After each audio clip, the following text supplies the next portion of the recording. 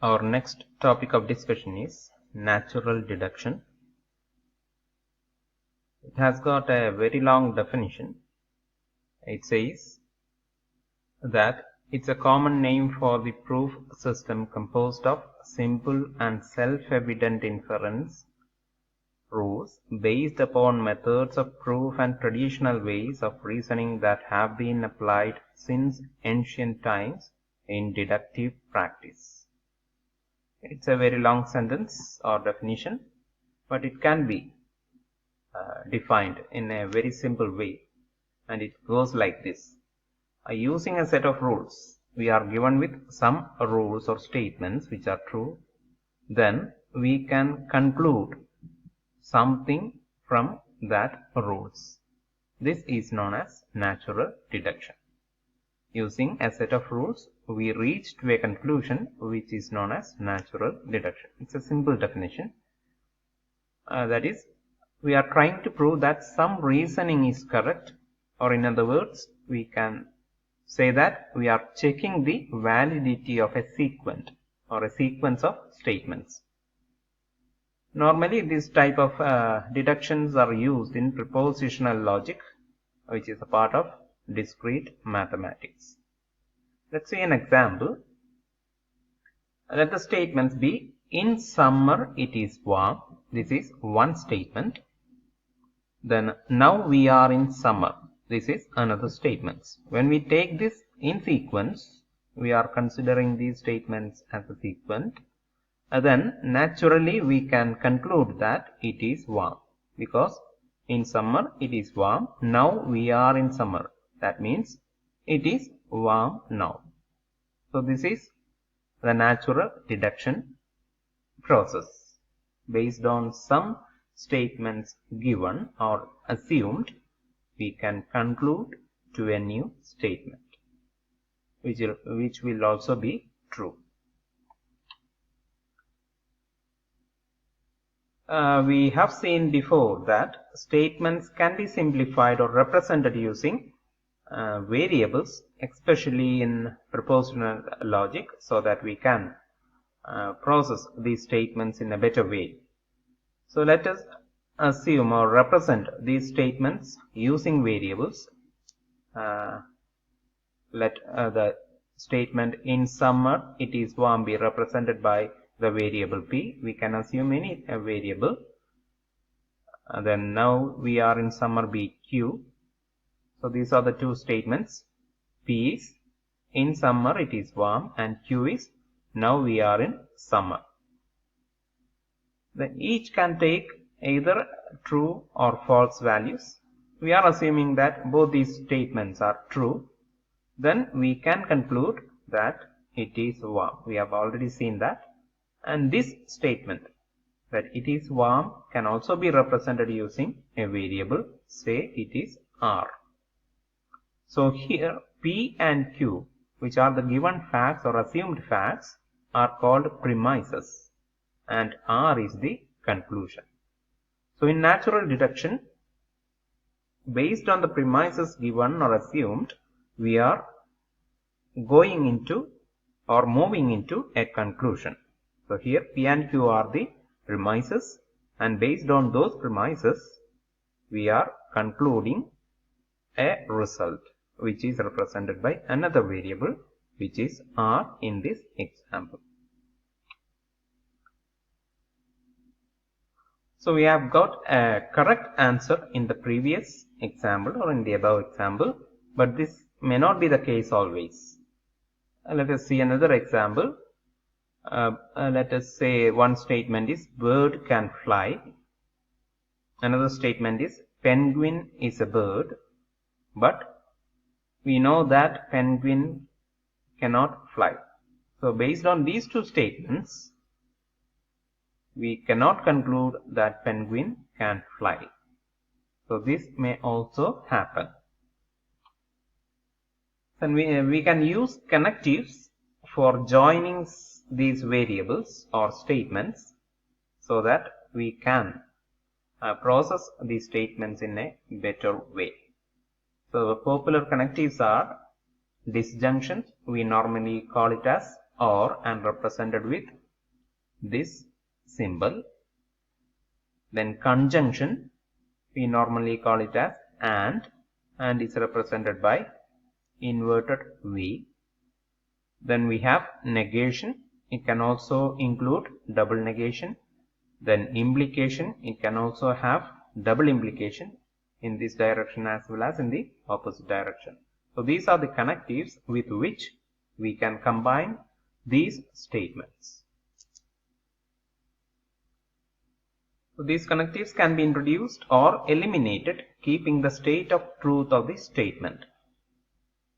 So we can, if we are having some statements which is true or assumed to be true and having these connectives so that it becomes a larger statements, then we can remove these connectives by holding the truthness of that sentence, and we can add these connectives so that it becomes more larger statement. Again, while we are adding these connectives also, the truthness remains same. It will be clear if you see an example. So these are the premises given or assumed. Let P be a variable which can have either true or false values, but we are assuming it to be true. So P or Q is assumed to be true. We know that if P is true, then this statement is true. If Q is true, even if it is if P is false, we get these statements to be true if either one of these is true. We have seen that if P is true, if both these are true, we get P or Q as true. If either one of these is true, we will get it as true. The false case is only when both of these are false. So those are the two tables we have studied or you have seen before. So I am not going into the details of that. So this statement which is connected using a connective be a premise which is having a true value. Then not Q is another statement which is having true value. Not Q is true means Q must be false. So not Q is true. Then P implies R. This means that if P is true, then R is also true. So these are some rules. So these are assumed to be true, these statements. Then from these we have to conclude that R is true. So let us see. If not Q is true, we know that this is false. If not Q is true, Q must be false. Then for this to be true, if Q remains false, then P must be true. Is it not? If Q is false, due to this statement, we are assuming not Q as true, then Q must be false. Then for this statement to be true, P must surely be true. So if P is true, then automatically this statement says that if P is true, then R must be true. So we got the result, R is true. So this is the conclusion generated from these premises. So here we are removing this implication sign because R is associated with this implication sign. We have removed this implication sign. So we will be coming into this topic in the next few slides. So there are some general rules, acceptable rules associated with this natural deduction. Suppose these are the statements, we are numbering it from 1 to n. We may be having different statements here. This means that A is true. This is an assumption. And again B is true. Likewise, we are having different statements which is having true values, which are the premises.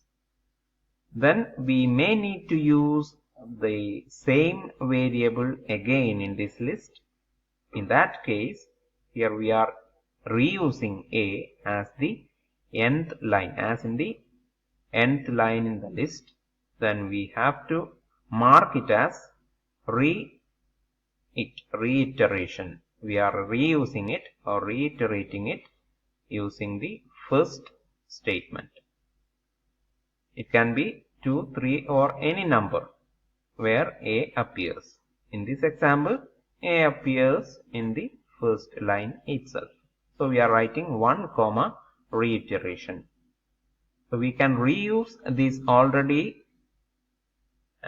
described statements in this list or in the assumption, which is acceptable.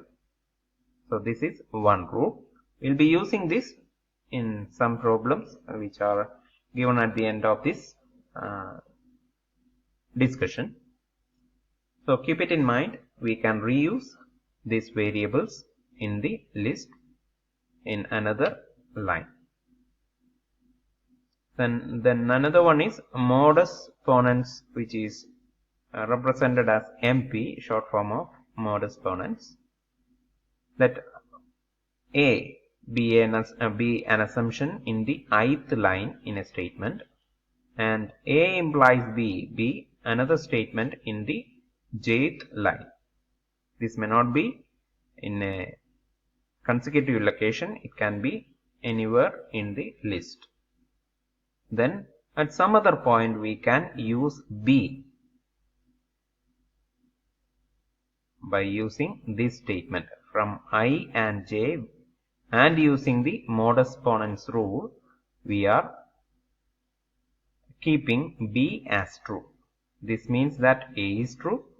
This means that if A is true, then B must be true, and we can use that B as a single independent variable as a true value, because B is true when A is true. We have already declared that A is true. So if we are using this as an independent variable, we have to mark it as I comma J comma MP, where I can be any number, J can be any number. So we can see that here we are removing this implication sign. We are eliminating implication sign, which is written as E implication or implication E. Either way it is correct. So we will be coming into it in a later slide. So this is another acceptable rule. Then we can remove and. Let us see how. In the ith line we have A and B as a true statements. We know that it is possible only when the statement A is true as well as the statement B is true. Whenever both the statements are true, we get the result of A and B as true. So we can write, if A is true, we can very well write that A is true as an independent variable or statement. Similarly, we can write B also as an independent variable. So when A is written, we have removed the and it is written as from the ith line we have removed or eliminated and. Here again, when B is written as an independent variable, we are removing the and connective, and it is represented as from the ith line we have removed or eliminated and. Here again we can replace these two as and E, capital E or small e, which is read as elimination of and or and elimination. So this is also acceptable. We can introduce and. If A is true and B is also true, we can easily introduce this and symbol so that this is also true. When A is true and B is true, then A and B will also be true. In that case, we have introduced and with A and B. So A is at ith line B is at the jth line, and with these lines we have introduced capital I. Introduced what? We have introduced AND. Again, this can be interchanged. We can write this AND symbol and I. I can be small or capital. So we can introduce a connective or eliminate a connective. Still the statements remains same. Similarly, we can introduce OR. Let us see how. In the ith line we are having A as true. So we can attach any variable. Let the value of it be false or true. Then we are introducing OR symbol, then A or B will be always true because A is already true. Then regardless of the value of B, A or B will always be true. So what we have done here, in the ith location or ith line, we have added or introduced OR symbol. Here again we can interchange these two. It can be written as OR symbol introduction. Okay. So when A is true, naturally A or B will be true. If B is true or false, it doesn't matter. Likewise, we can introduce and eliminate any connective with these statements.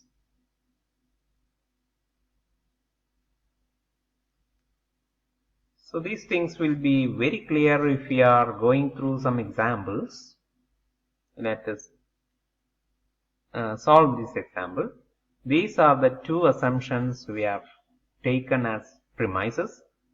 F is true. Then if F or G is true, then H is also true. These are the two assumptions made. F is true. Then if F or G is true, then H is also true. We have to prove that from these assumptions or premises that H is true. Okay. Let us see how. We already have F here. F is true. Then we can introduce OR. We can introduce OR and write any variable here. Let it be a true variable or a false variable, true statement or false statement. Regardless of that variable, value of that variable, this statement will always be true. So by the introduction of OR, we can get F or G as true because F is already true.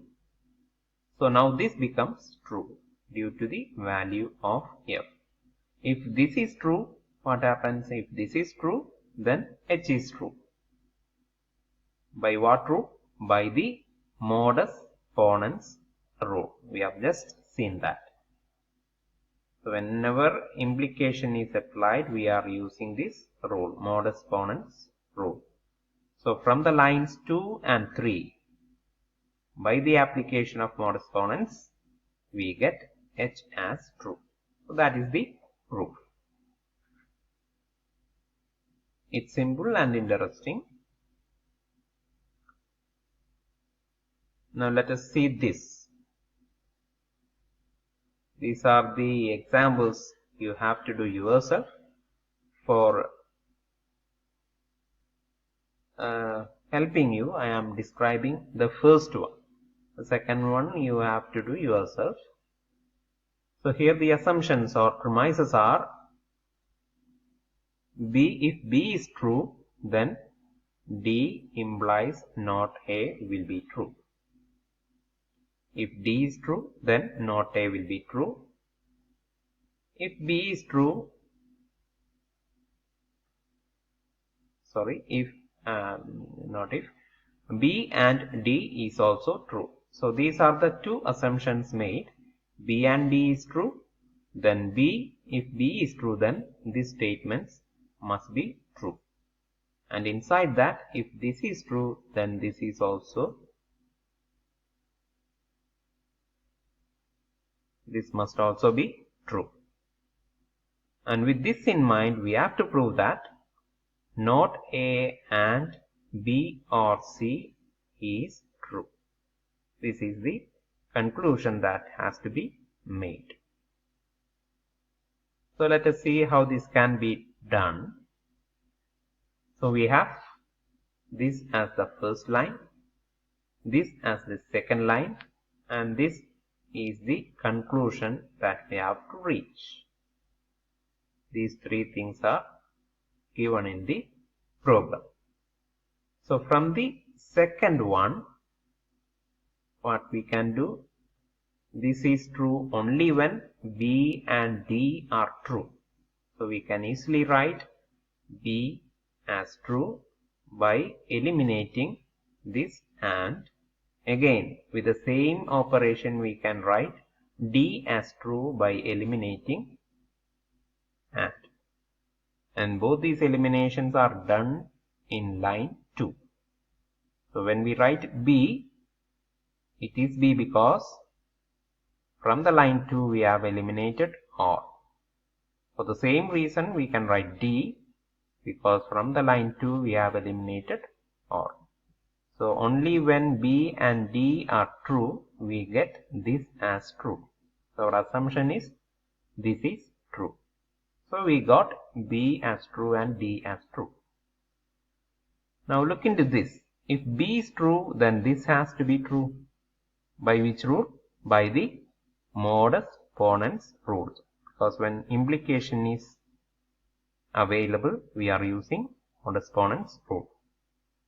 So if B is true, this has to be true. So we are writing D implies not A as true by using the first line as well as the third line and modus ponens. From 4, if D is true, then not A must be true. Again with modus ponens rule. If D is true, then not A must be true. That is the meaning of D implies not A. So not A is true by the lines 4 and 5 and using modus ponens. Then we have got B as true. Then we can attach any statement, whether it is true or false. And by introducing OR, this statement becomes true only because B is true. So on the line 3, we are introducing OR. On line 3, we are introducing OR. We get B or C. Why we used C? Because we want C here. We can use any variable. Since C is available here, we are using C. We are not bothered about the value of B because B is already true. So OR can be introduced here. We cannot use AND. If we are using AND, we should know the value of C also. If we are using OR, we don't need to bother about the value of C. With the value of B alone, we can treat this statement as true. So this is true, this is true. So not A is true, B or C is true. Then we can introduce AND between these two. This is true, and if we introduce AND, this will be true. So we are introducing AND with line 6 and 7. So we are done with the proof. These are same. In a similar way, you have to solve this equation, that is A implies B and not C. If A is true, this must be true. Then A and B is true. These are the two assumptions. We have to prove not C is true. In the same way, you have to complete these three also. Question 2 is not B implies D and E, A and not B and C. If these two are the premises or assumption made, then we have to prove E and D and not B and C is true. Another one is A and not B is one assumption. A or not C implies D is another assumption. We have to prove D and not B. The final one is not F and not G. Not G implies H. H and not F implies not I. These are the three premises or assumptions. Then we have to prove H and not I as true. These are the homeworks for you. Then another video is following this lecture, which is prepared by Abhijit Desai. You have to go through that video also.